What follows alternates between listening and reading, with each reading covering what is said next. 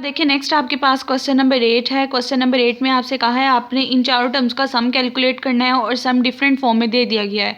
अब देखिए सम कैलकुलेट करने के फॉर्मूलाज होते हैं जो कि आपकी बुक में दिए हुए हैं, आपने फॉर्मूलाज याद कर लेने हैं। देखिए पिछले ही पेज पे जहाँ समीशन लिखा हुआ है वहाँ पे लिखा हुआ है अगर आपने सम कैलकुलेट करना है, कोई भी वैल्यू 1 to n बता दी और कोई कॉन्स्टेंट नंबर k आ रहा है तो उसको कैलकुलेट करने का फॉर्मूला क्या होगा, n इंटू एन प्लस 1/2। अगर k का स्क्वायर आ रहा है और n तक वैल्यूज कैलकुलेट करनी है उसका फॉर्मूला होगा n into N plus 1 into 2n plus 1/6।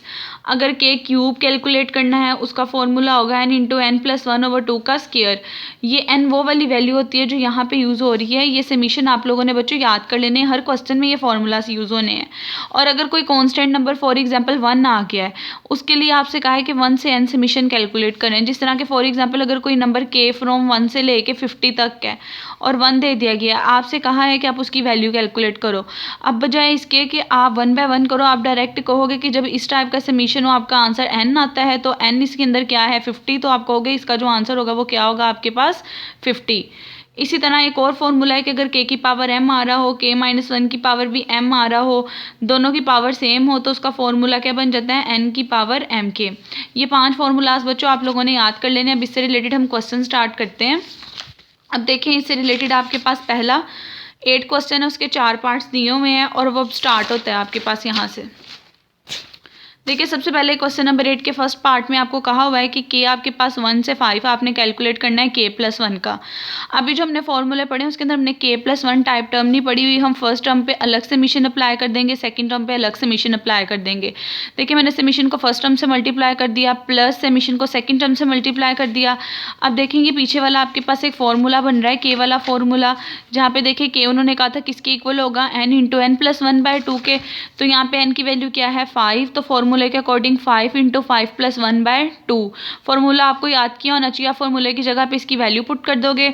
अब देखिए ये 1 आ रहा है और हमने फॉर्मूले में देखा था अगर हमने समीशन लेना है तो वो n के इक्वल होते हैं और n की वैल्यू यहाँ क्या आती 5, फॉर्मूले के अकॉर्डिंग यहाँ पे 5 आ गया। आपने इसको सॉल्व किया सिंप्लीफाई करके, ये जो 20 है ये इसके समीशन का आंसर आ जाएगा। अब जब आपने इसका सेकंड पार्ट करना है, अब देखिए सेकंड पार्ट है -2 की पावर j और j 0 से लेके 4 तक है।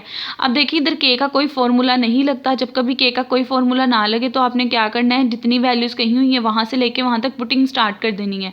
जैसे कि देखिए यहाँ कोई फॉर्मूला नहीं लगता, आपसे कहा है आपने इसका सम कैलकुलेट करना है यानी एडिशन कैलकुलेट करनी है, कहाँ से कहाँ तक 0 से लेके 4 तक।